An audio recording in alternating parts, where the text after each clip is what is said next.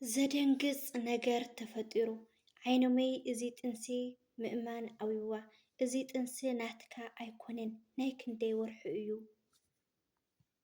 ሰላም ሰላም ክቡራት ተኸታተልቲ ናይ ፍረ ዩቱብ ከመይ ኣለኹም ደሓን ዲኹም በብዘለኹምዎ ሰላም ክትኮኑ እናተመንኹ እምበርከስ ናብዛ ቪድዮ ክትኣትዩና ኣለኹም ከምቲ ልሙድ ላይክ ሸር ሳብስክራይብ እናገበርኩም ምትዋዕኹም ኣይፈለየን ኩለኩም ፈቲ እትውኒ ምትባዕ እትውኒ ሃናፅ ዘበለ ርእይትኩም ደሞ ኣዝየ ዘመስግን እምበኣርከስ ናይ ልሙዓንቲ ኣድያና ወይ ከዓ ትሕዝተና ከምቲ ልሙድ ብዛዕባ እዞም ገዛ ፍቁራት ዝኾኑ እየ ሒዘልኩም መፅየ ዘለኹሞ ኣቐዲመ ብዛዕባ ሊልና ኣሌክስ ንእሽተይ ክዛረብ እየ ማለት እዩ።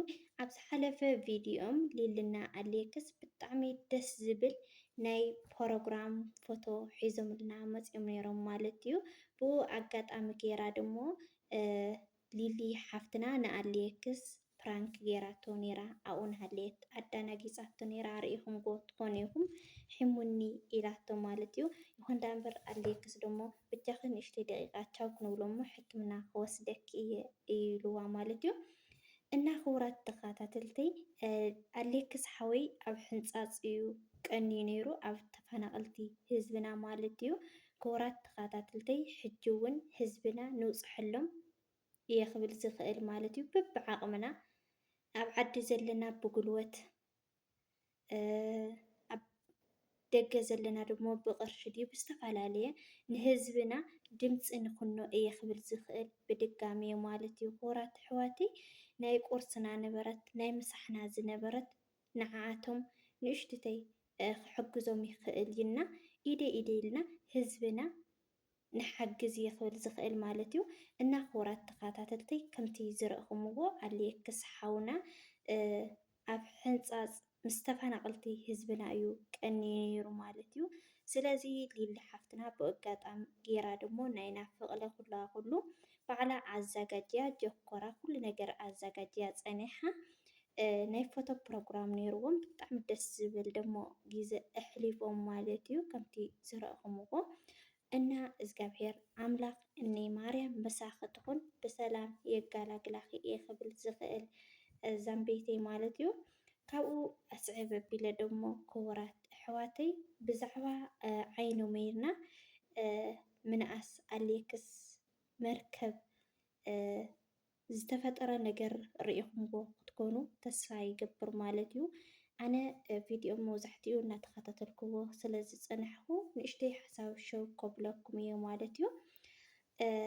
ኣብ ዝሓለፈ ዓይኖመይ መርከብ ሰበይተይ ጥንስቲ እያ ኢልዋ ግን ደሞ ክትተኣማመነሉ ኣይከኣለትን ማለት እዩ።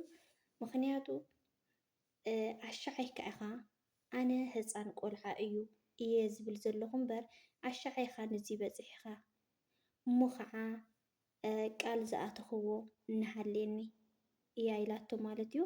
ይኹን ደኣ እምበር መርከብ ደሞ እንስኺ ከምቲ ቃል ዘለኪ ኣነ እውን ቃል ኣለኒ እዩ። ስለዚ ሰበይተይ ነብሰ ፅርያ ኢልዋ ማለት እዩ። ንሳ ደሞ ካብ ቃላ ክሰምዕ ኣለኒ መጀመርያ እያ ኢላቶ ኣርሱ ደሞ ኣነ ጥንስቲ እየ ናቱ ኣለኒ እዩ ጥንሲ ኢላ ነይራ ማለት እዩ። ክቡራት ኣሕዋተይ ዓይኖመይ ደሞ ብጣዕሚ እያ ደንጊፃ ምክንያቱ ሰበይቲ ክትገብር ተኮይንካ ክተምፅእ ተኮይንካ በዓልቲ ገዛኻ እኮ ንስኻ ናይ ግድን ምሕደር ኢኻ ክትሕዝ ኣለካ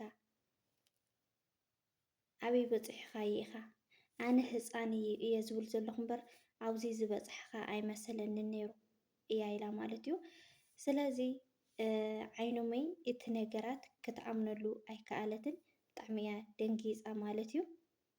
እዚ ጥንስስ ናይ ክንደይ ወርሒ እዩ ናይ መኣዝ እዩ ኣነ ዘይፈልጦ ነገር ንሳ እኮ ጓል ሰባት እያ ናይ ግድን ጉቡኣ ክግበራ ኣለዎ እና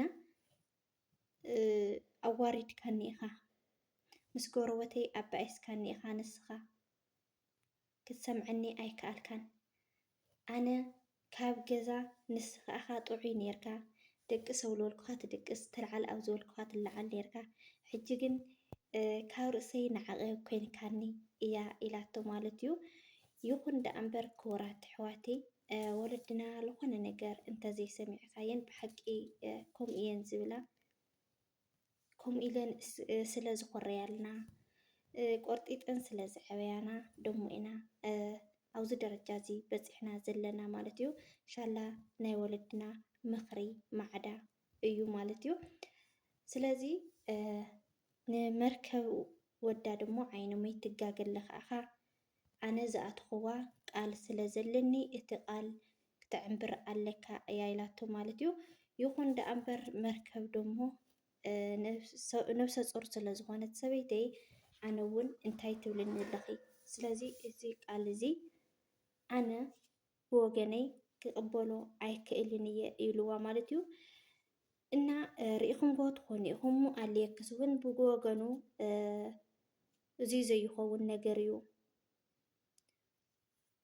ትኽክል የለኽን ትጋገለኸ ኢኺ ስለ ዝሰምዐኪ ስለ ለዋህ ልኾነልኪ ድዩ ኢሉ ሓሳቡ ሂብዋ ነይሩ። ከምኡ እውን ሊሊ ሓፍትና እውን እቲ ነገራት ክትቅበሎ ይከኣለትን ምክንያቱ ሕዚ ዘለናዮ ግዜ ኸሊእ እዩ እና ከም ግዚኡ እዩ ዝግበር። ስለዚ ንሱ ዘፍቅራን ዝኣምናን ብቻ እዩ ከምፅእ ዘለዎ እምበር ንስኺ እዚኣ ጓል እከለ ኢልክዮ ምስኣ ሓዳር ክገብር ኣይኽእልን። ምክንያቱ ብዚ ሎሚ ተፋቒርካ ተሓላሊኻ እዩ ፍቕሪ ኣብ ዝለዓለ ደረጃ ክበፅሕ ዝኽእል እያ ኢላታ ማለት እዩ። እና ክቡራት ኣሕዋተይ ንስኹም ከ እንታይ ትብሉ? ኣነ ከምዚ ዓይነት ፈተና ኣየእትኻ ኢኻ ክትብል ትኽእል። ምክንያቱ ከቢድ እዩ። ካብ ናይ ወላዲኻ ምክሪ እውን ክትወፅእ ኣይትኽእልን ኢኻ። ምክንያቱ ቃል ከቢድ እዩ። ግን ኣብ ናይ ሂወትካ ክኸውን እናሃለየ ግን ብጣዕሚ እዩ ዘተሓሳስበካ። እና ክቡራት ኣሕዋተይ ሎሚ ደሞ ዓይኖመይ ብጣዕሚ እያ ደንጊፃ ማለት እዩ። ምክንያቱ እቲ ጥንስስ ናይ ክንደይ ወርሒ እዩ? ናይ ክንደይ ወርሒ እዩ? ናይ መዓዝ እዩ? ኢላ ብዙሕ ሕቶ ኮይኑዋ ማለት እዩ ንዓዓ። ምክንያቱ ከምቲ ዝረአኹምዎ ብፕራንክ ኢሉ እዩ ሓሲብዎ እምበር ትክክለኛ ዓይነመይ ከምዚ ከምዚ እኒኦ ኢሉ ኣየናገራን ቅድሚኡ ኣየመኸራን ነይሩ። ልፕራንክ ኢሉ ሓሲብዎ ካብኡ ንሳ ደሞ ዋእ መርከብ ወደይ ከምዚ ከምዚ ዝበለት ኮላትካ እያ ስለ ዝበለቶ ደኣ እያ እምበር ቅድሚኡ ኣይተነጋገሩሉ ነይሮም ነገራት ማለት እዩ። ግን ደሞ መርከብ ደሞ ቅድሚኡ ዓርኪ ከም ዝነበረቶ እዩ ዝዛረብ ዘሎ ማለት እዩ። ክቡራት ተኸታተልተይ እና ዓመይ ስለ ዝፀወዐትኒ ሓሳበይ እውን ይፈራረቕ ኣለና። ናይ ሎማዓንቲ ዝነበረና ፀንሒት እዚ ይመስል ነይሩ። ብዝቕፅል ብካሊእ ቪድዮ ብካሊእ ትሕዝቶ እስካብ ንራኸብ ሰሰናይ ንዓኹም እናበልኩ ነዚ ቪድዮ እተፈቲኹምዎ ከምቲ ልሙድ ላይክ፣ ሸር፣ ሳብስክራይብ እናገበርኩም ምትዋዕኹም ኣይፈለየን ክብለኩም ይፈቲ። ሰናይ ቅንያት